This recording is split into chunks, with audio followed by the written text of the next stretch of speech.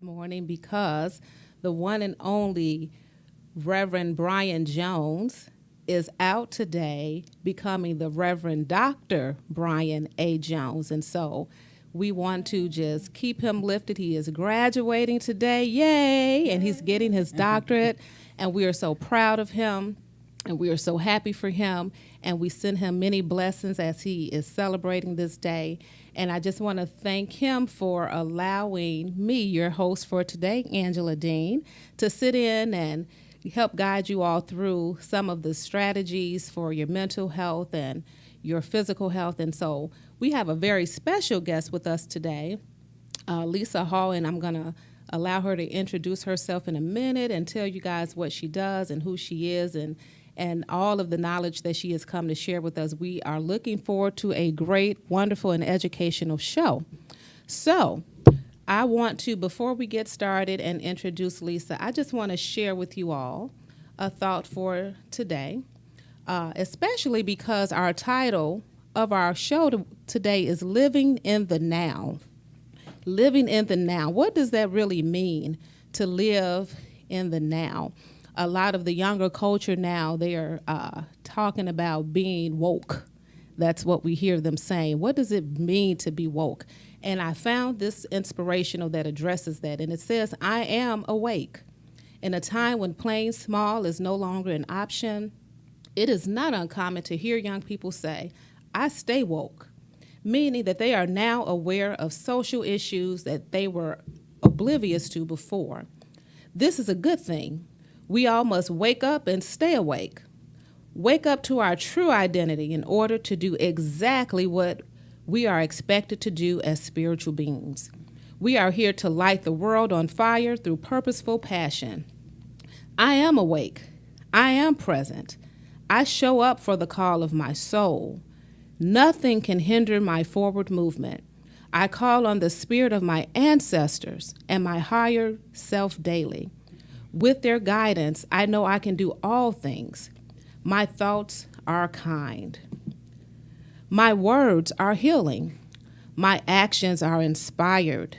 Thank you, faith, in me, through me, as me, around me, through the Christ within, and so it is. And today that's taken from a scripture in Matthew 13 and 16 where it says, but as far as you, blessed are your eyes, for they see, and your ears, for they hear. And I just think that that was very befitting as we talk about our physical health, as we talk about how to manage ourselves better physically. And I have someone who has been in the field for such a long time, and she has seen many things, and she has assisted with many people in transition for better health. And so I'm going to let her introduce herself to you all, family. And here we have... Hi. Good morning. As Angela said, thank you for having me. And again, congratulations to Bryan.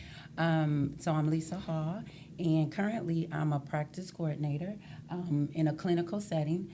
But my jack of all trades is that I have been in the urgent care world. I've been in family medicine. I've been in the hospitals, ICU, CCU. I've been on all the floors in the hospital. I come as a CPR instructor as well. I just bring that jack of all trade to the clinical field. For everything that I do, it's always been a passion to help everyone in any capacity. And so I'm here today to kind of tie this work-life balance into what happens in our mental health status. So that's what I'm here. Well, wonderful. I'm glad that you pointed out helping people. Why? Let's get right into it. Why are most people resistant to getting the help they need until they are in crisis? What have you found to be the barrier to people attending to their physical needs, medical needs, follow-up appointments as regular as they should? Mm-hmm. That's a good question. I think the stigma of going to the doctor's office is the biggest problem, and that's what I hear even when I sit on the forefront of the doctor's office and I'm helping my staff and I'm making the phone calls. oh, I'm okay. Oh, I don't need to come. Oh, everything's all right. When in actuality, if you don't come, you won't know if it's okay. So I think the first part is, do I even go to the doctor? Because actually, I think I'm okay, but you don't know that you're okay until you go to the doctor's office. And see and get your annual physicals and do your follow-ups. And you have a lot of people that go every day. When I'm at the urgent cares, you have some people that we know by name because they're frequent flyers, as we call them. And I'm actually okay with them because they are coming in to see what's wrong. Sometimes it's nothing, but a lot of times it's something. So it's those moments that we have to capture. It's the something.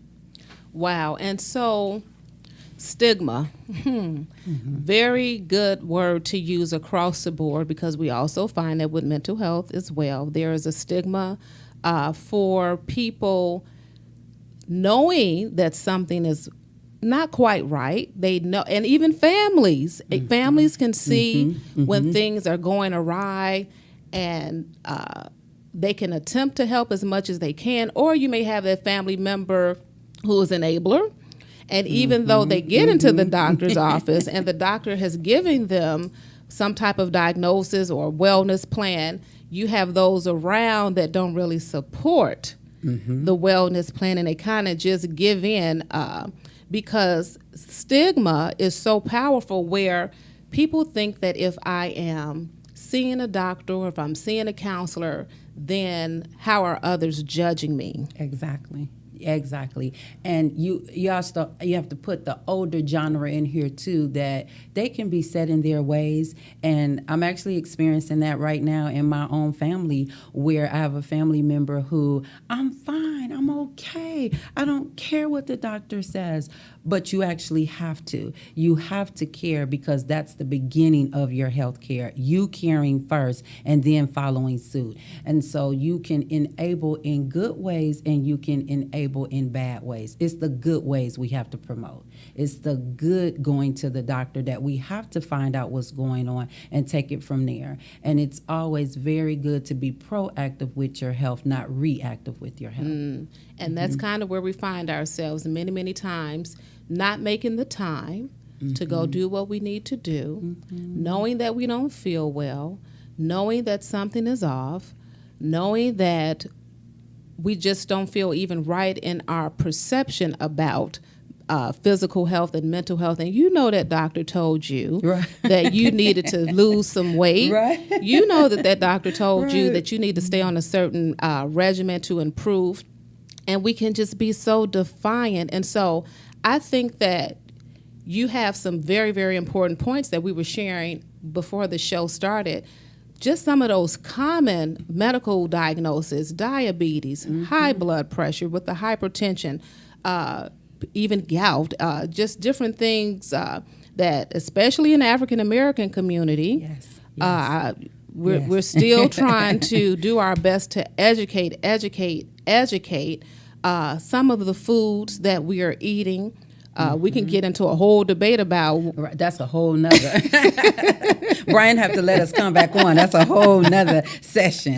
But it is truly that trifecta that we talked about of the high blood pressure, the diabetes, sugar, as our older genre would say, and actually cholesterol. The high cholesterol is actually a huge, problem for our community as a whole, and it's a daily situation. It's a lifestyle change that we have to make for the permanent part, not just for the moment, not because I'm going on a trip in 2 months and I want to get into that bathing suit, or I'm going to my class reunion and I got to look like I looked when I was 20. Actually, you're not going to. But what you can do is look better and feel better if it's a lifestyle daily change. It's something we have to do daily, and we have to keep to that regimen. We have to commit to that regimen. It's always good, too, when you have a girlfriend or your spouse or someone that you can say, hey, let's go to the gym together. Hey, let's run together. Hey, let's do this together. But if you don't have that, support yourself and start and do it for yourself. That's an important piece. Self-love. Doing it for yourself first. Okay. And when you can do it for yourself, then you can say, hey, Angie, come and go run with me today. Because, girl, I'm doing my 5 miles. Okay, you can only do 2. Well, we'll do 2, and then I'll do my other 2 later. We can support each other, but we first have to support ourselves. Yeah, and stay away from those saboteurs. Because there are some who don't want you to get better. That's a whole other dynamic that we'll address a little bit later in the mental health piece of it. Some people like for you to stay stuck because it benefits them. In some weird shape, form, or fashion. And so you're around people who are still going to slip you that piece of fried, whatever it is, or the that candy, Popeyes. the whatever, the pop, whatever The that Dairy is. Queens, they're all of it. Yeah, and they think that they are accommodating you out of a place of love, but really tough love. Tough love. Is something that we are, in most cases, afraid to do with our loved ones, and it goes back to fear. It goes back to fear of loss. It goes back to fear of creating strain in a relationship. But if the person is not healthy, at some point, you may lose them anyway. Exactly. If you don't support the well-being. So can you give us some tips or indicators to what we ought to be aware of or looking for? Because like diabetes, for instance, how would one know that there is something, or even hypertension?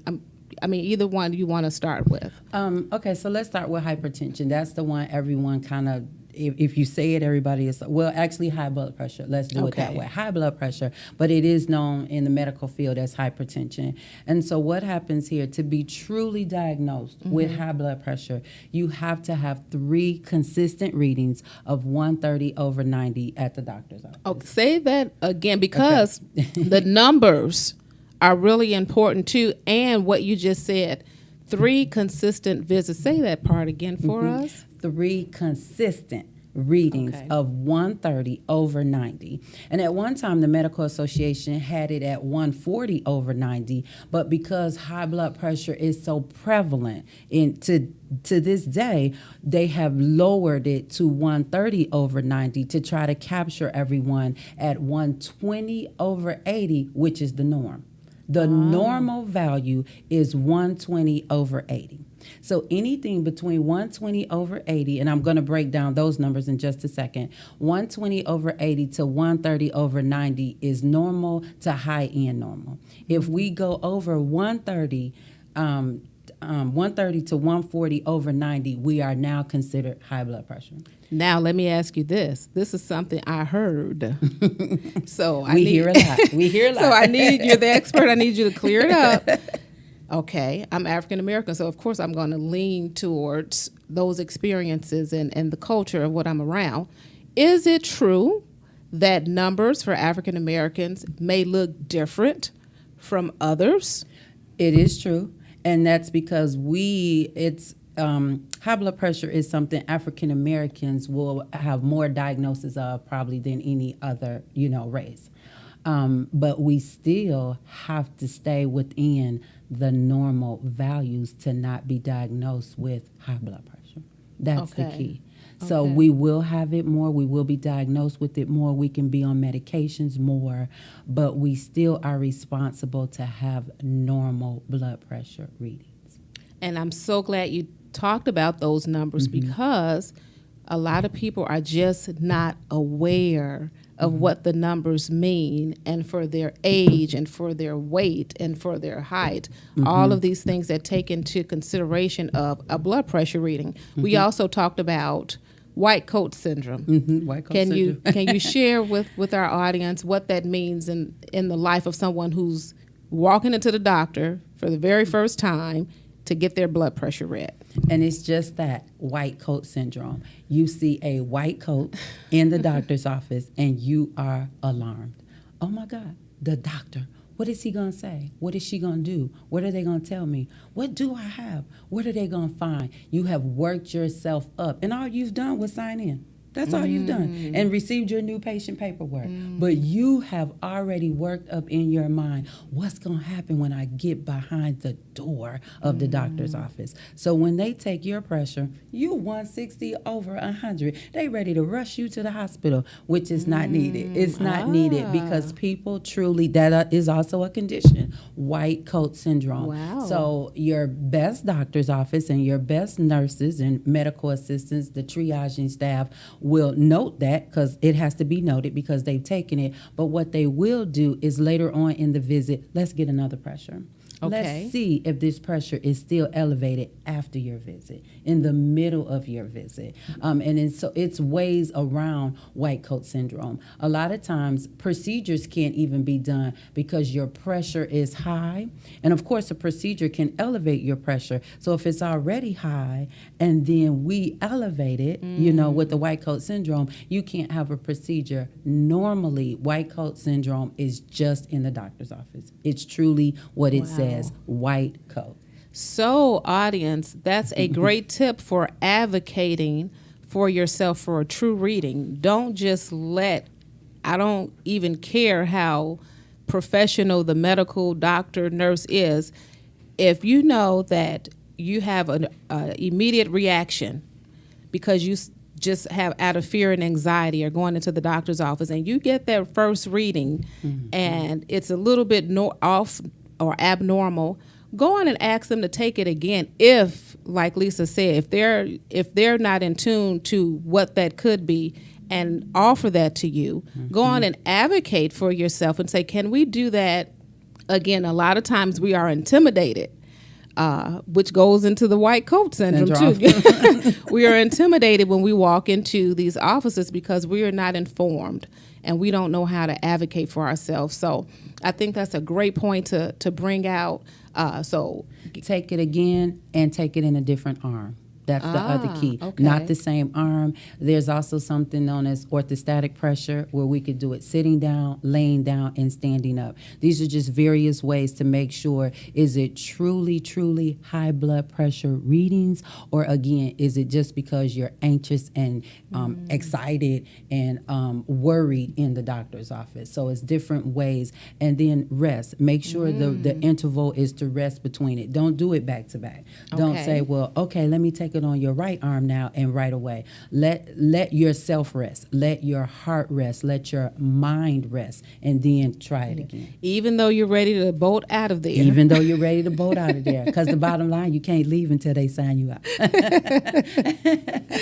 Oh, well, that's great information about how to assess for hypertension, high blood pressure. And then we do know that there sometimes can be medications that are administered. Now, medications.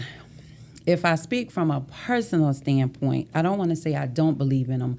What happens is medication that you take for one condition has a residual effect on either another organ or something else is going on in your body. So you can take a high blood pressure medication, but now it could mess with diabetes. It could mess with your mental state because you're constantly taking a medication and every day you're trying to figure out, is this medication going to help me? Is it helping my situation? You go to the doctor's office next week and it's not. You go the next month, it's still not. So now you're concerned and worried about a medication that you're taking. Sometimes you end up on a water pill and then now you have another situation. You know, this is your Lasix. So there are medications that you take that have a residual effect that put you on another series of medications for a condition you don't have, but you now need to take it in order to maintain,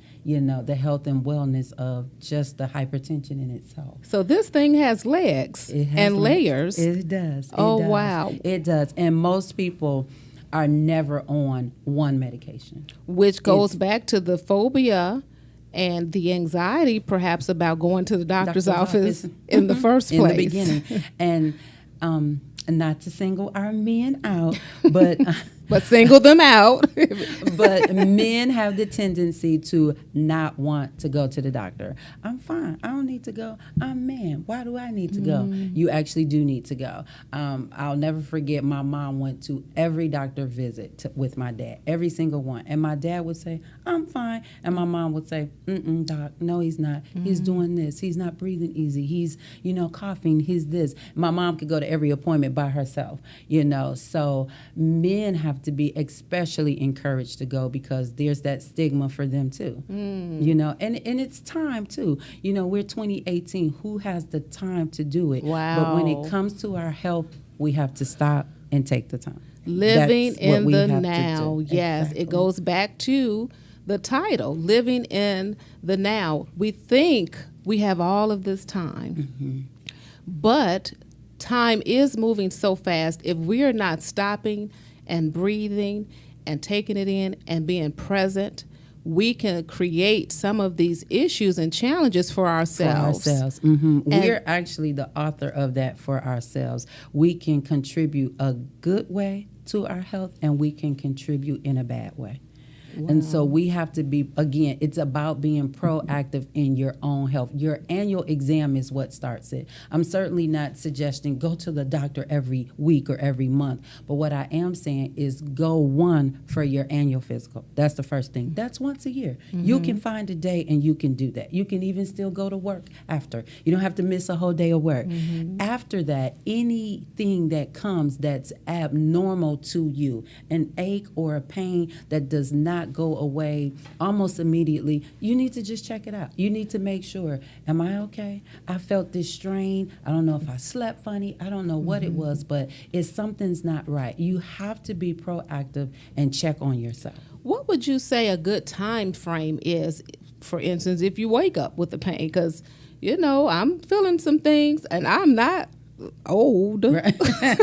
I'm getting older every day. Right. But things are happening. So it depends on what it is. Let's take your common cold. This is a quick, easy one. So your common cold, 3 days to catch it, 3 days to have it, 3 days to get rid of it. That's kind of what we say in the, the medical field when someone comes in. 3 days to catch it, have it, get rid of it. That's 9 days. That's a week and a couple days. It doesn't always go that way. You can sometimes have it for 2 weeks. You can sometimes have it for 3. The key is at the 9-day mark, if you're taking over-the-counter medicines, because that's okay to do, and because it's a cold, it's a common cold, but it's at a certain point, if it's not gone, you need to go to the doctor. You need to say, I've had this thing for a week. I'm coughing. I'm, the phlegm, my ear is stopped up. Whatever your symptoms may be, you need to go and check it out. Okay. In certain times of the year, it could be the flu. It could be pneumonia. It could be much more serious than just the common cold that it started out to be. We've lost people. This past year was a very high rise in deaths related to flu. Not sure if it was... That flu is bad. Yeah. And so people were experiencing 2 and 3 week and 4 week long symptoms of... Too long. Yeah. That's too long. Okay. You have to be, again, the key here is proactiveness for yourself. And you have to recognize, okay, wait, I'm still coughing. I actually still don't feel good. Okay. I need to go. I have been taking over-the-counter medicines, and it's not working. Now I need to go to the doctor. And you need to get there and see. You need to get the blood test. You need to get the x-ray. Okay. You need to get the exam. You need to talk to the doctor so the doctor can talk back to you and find out what's going on and what you can do.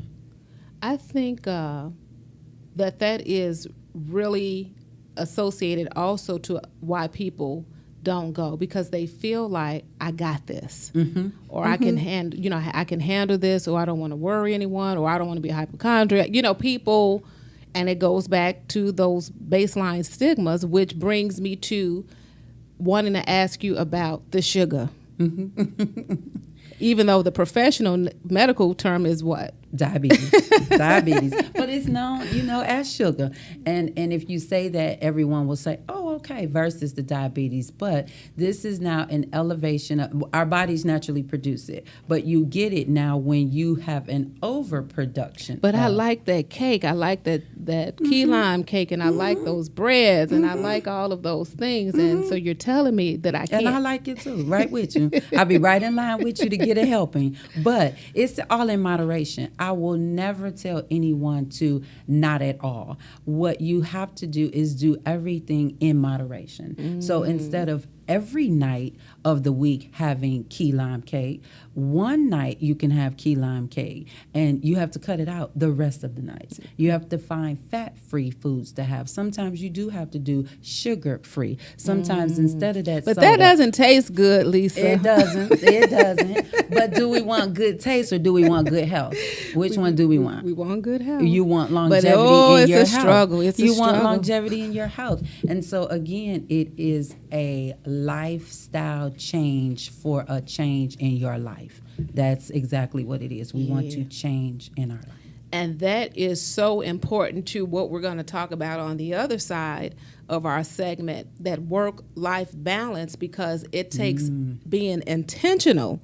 It takes being willing to sacrifice. It takes being willing to commit to a new way of thinking And living. So the two shall twine together. And so that is why medical and mental health do tie very closely together, because we are mind, body, and spirit. People kind of Intricately linked. Yes, and people operate as though there's some type of disjointment of it, but we are mind, body, and spirit. And so it is important that while we're taking care of our physical health, we have to take care of our mental health, our emotional health, our spiritual health.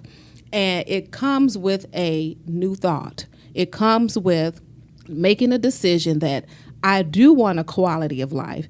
I do want to position myself where I'm not at risk for diabetes or high blood pressure or any of these, or even sexual diseases. That's a whole other show. Again, Brian's gonna have to have us on again. But we have to behave in a way that we are not placing ourselves at risk for medical complications, which means we have to change the way we think about ourselves. And it's not self-centered to make sure that you're in good health. It's not selfish to make sure that you are taking care of these things. Now, you said earlier, moderation. You can't be moderation. You can't be so focused on yourself. But as it relates to your health and making quality decisions about your life, as we are aging, as our parents are aging, grandparents, do you have, I know you talked about with your dad, that resistance. Do you know for him, as his daughter and as a nurse, what that resistance was about? Was it just ego, or?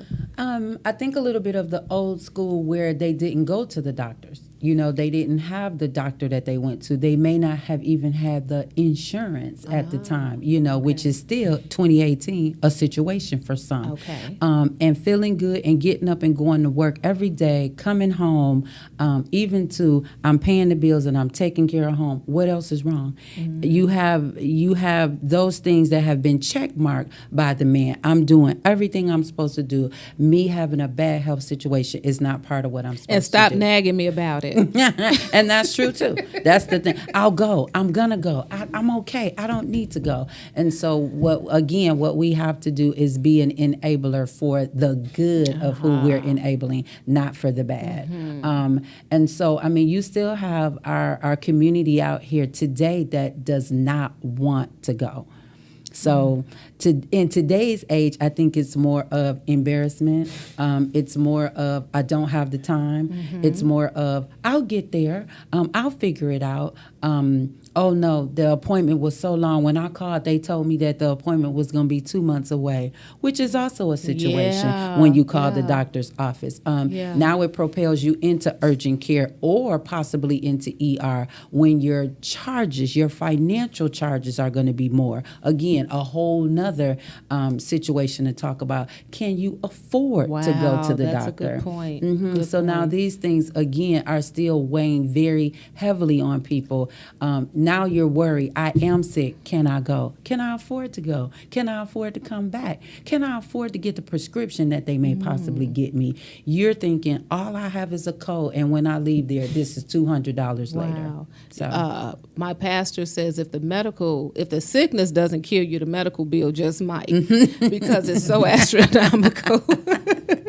So can you share with us of any medical places that can be an alternative? I know that nothing is free, and there are some costs associated with everything that we do.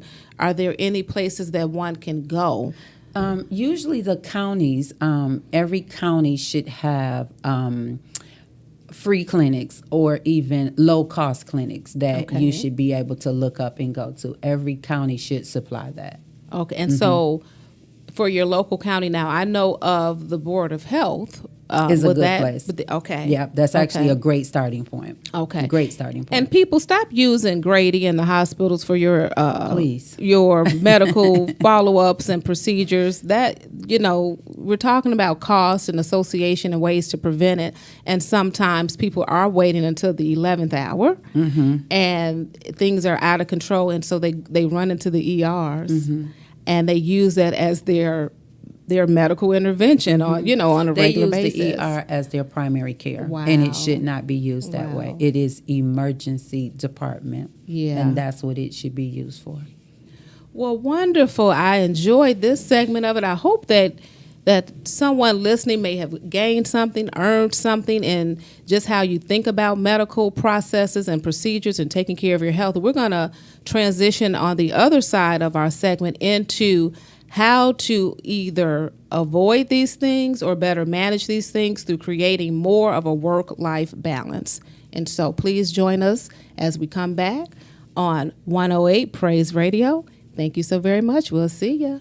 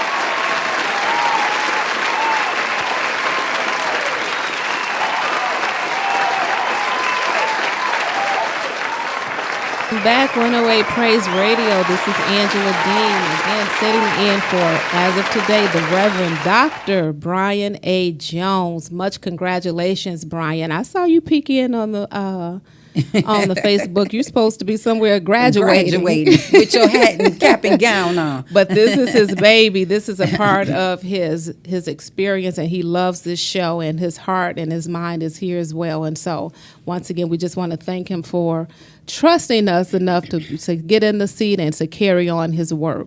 So, on the first top of the show, we talked about some of the medical barriers and challenges to us really taking care of our health in a medical way. We're talking about, on this part of the show, as we continue expressing how do we live in the now, strategies for really managing and maintaining mental health and medical health. And so we talked about how we can create stressors in our lives that can lead to medical issues such as hypertension and diabetes and such. And so one key thing that keeps coming up in Lisa's and I's conversation is work-life balance. I spoke a little bit earlier about how we are really mind, body, and spirit. And so you can't take care of one thing without taking care of the other. So true. So we've got some things to discuss here, and hopefully you'll take a bite out of it and keep it and really figure out, am I functioning in dysfunction? Am I so wrapped up in my job or whatever it is that I pour all of my heart into outside of my life and with my family that I am out of balance? I am now out of control, and it's coming out in how I function and how I behave. I'm snapping on people. I'm irritable. I'm agitated. I'm frustrated. And so it's probably because you haven't taken some inventory. So, Lisa, can you share with us a little bit about some work-life balance, how to identify when you're out of sync? So work-life balance, again, just that we need to balance between work, our work life, and our personal life. It's one of the biggest contributors actually to high blood pressure, anxiety, stress, depression, bad home situations, volatile friendships even, dysfunctional situations that I want to say we all can have a piece of each one of those. It's what we do about them that keeps us going. Does it keep us going in a good light? Does it keep us going in a bad light? We have to figure out what to eliminate and what to keep. Ooh, say that one more again. We have to figure out what to keep and what to eliminate. You really do. That best girlfriend, is she really your best girlfriend? Is she always calling you, giving you her stories? Do you ever get to share your stories? Wow. Is she always pulling on you? That family member, are they always calling you, can you pick the baby up? Can you help me do this? Can you? At some point, we also have to learn to say no. I'm not saying not to help one another. I am in the field to help. Please understand that. Let me repeat that. My choice in life, career is to help. But what I've also learned in helping is sometimes I have to say no. Such a powerful I have word. To stop and say no. What keeps us from saying no? I deal with this kind of concept in counseling all the time. People are at their last string where they're holding on by the hair of their chinny chin because they have stretched themselves and they are now experiencing some symptoms of these medical issues that we spoke about because of a fear of saying no. That you'll be rejected, that you'll be talked about, which really should be in our high school days, not now, but it's still there. People even turn to social media to say, I asked a family member to do this and they said no. What do you think about on social media? And that's also pressure, again, because everybody's on everyone's page and everyone's looking at it and everyone's reading the comments, and now you're the bad guy silently and secretly because they didn't say your name, but that particular situation is about you or about a conversation you had.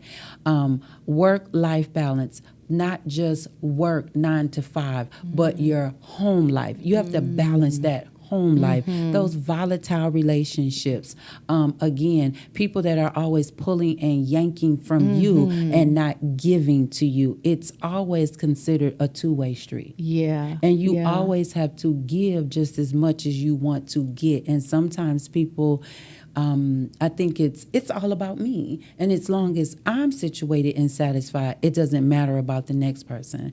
But everyone matters, and everyone has to practice work-life balance. What's working for me and what's not. Do I bring that work home or do I leave it there? Because God willing, it'll be there on your desk tomorrow. It will. It will. It will. It'll And you be know, there. I think that people don't even know how to initiate work-life balance. You find yourself in this tailspin of It's hard. running here and running there and doing this and doing that. And I find that people who have a very strong work ethic struggle the most Yes. with creating this balance That's because me. you're always trying to get the job I done. can raise my hand to that one because that's what I saw my mother do. I saw my father do. I saw my brother do. I saw the elders around me do when the village was raising the children. And so that's what I know. I know to go to work, and I know to do what I'm actually being paid to do. And I know to get the job done. I know in the medical field, in the clinical office, you don't know what's going to happen when you walk in the door. And I normally don't even get to my office for the first 15 or 20 minutes because I'm walking around. I'm making sure everything and everybody is in place. I'm talking to patients. I'm talking to staff. By the time I get to my office, my morning has already started outside of my office doors. Wow. So now I'm 30, 40 minutes into being behind on a schedule that I've made for myself. Now, do I rush the rest of my day to catch up? Because time is of essence, and you have people looking for a project. You have someone looking for this report. You have someone looking for research. While in my field, I'm still trying to take care of someone. So I get challenged with, I was at work and I had to get on the floor and help. I am on the floor clinically. So that means I'm helping my staff with blood pressures. I'm helping my staff with injections. I'm helping my staff draw blood, with procedures, front desk, insurance, and everything. Oh, wow. Then I come back to my desk. Wow. But now it's 5 o'clock. Wow. Now it's time to go home, but I still have the admin side of my work to complete. And so I do take my computer home, but I have to, I'm learning to cut it off because the job will be there. The job will be there. That is such a difficult transition to make because we want to do a good job and we want to be our best in our career, and we forget that we are neglecting who we need to be at our best at home and to our families. And so that guilt sometimes is there, trying to be all things to all people and stretching yourself all over the place. I shared when we were on a break that I found myself experiencing what I know now to be some anxiety. And at first I thought I was having a heart attack of some sort. And I said, well, I'm too young for this. You know, what is going on? Because trying to rush, get everything done over here, doing that, you know, just stretched too thin. And how I operated at 26 is a whole lot different than how I'm operating now. And so it hasn't caught up with me that sometimes you got to leave a little bit and you pick it back up tomorrow. It doesn't say anything negative about your work performance. And so that struggle is always with us when you have a high work ethic. And so experiencing the anxiety because we're multi-purpose and we are multitasking, which I said also is overrated. It is. It's so. You have nothing else to prove when you've done your best. Can start to create anxiety, and your nerves are bad, and it goes back to the agitation we talked about, and it goes to then maybe you're starting to experience a little depression because you're taking it out on yourself, and leads into these medical issues we talked about on the top half of the hour. How to get yourself in check means, people, we've got to create some boundaries. Some boundaries for ourselves. Oh, my. Some balance for ourselves. And what we have to do is put it in priority, of course, but we have to, again, I think the biggest key for me now is knowing when to stop, when to close the computer, when to shut the phone off, and when to say good night. Living in the now. That's what that looks like. Take that vacation. And that's not a bad word. Take that vacation. Take that PTO time that you have built up in your bank. You're the only one on the job with $200. You know, some people take it as soon as they get it because they don't know. They take it as soon as it accrues into their account. And I wish I could do that, but I can't. I can't do it that often. But what I can do is take it. And that's another thing you have to do. Relax for you. Relax for you. How many people on the job are on vacation and you're at work? How many people, when they're on vacation, you're doing their work? Yeah. You take on their workload. You deserve to give your workload to someone else at some point in time also. Absolutely. So it's work-life balance that will help. It will help with the anxiety. It will help with the depression. It will help with the medical conditions. It will help with everything, and it will be the lifestyle change that you are making for a lifestyle change. You know, and there are so many components that go with that. And it, once again, mind, body, spirit, it ties back into what we put into our bodies. You know, it's okay to have that glass of wine or that drink or whatever it is you like to do every now and again. But some people end up going to that as a coping mechanism because they are overworked and they are stressed. And so now here we go, creating a whole other issue. Or they eat their way through the stress. And then here we go, a whole other issue. So rest. Good one. Rest. Let's say 6 to 8 hours of good, uninterrupted sleep is what we need. 6 hours is actually great. 6 to 8 is even better. But 6 actually can propel you. It can energize you. It can start you off and it can get you going. 8 hours would be even better and probably just give you longevity for your day, you know, full of good energy, ready to go.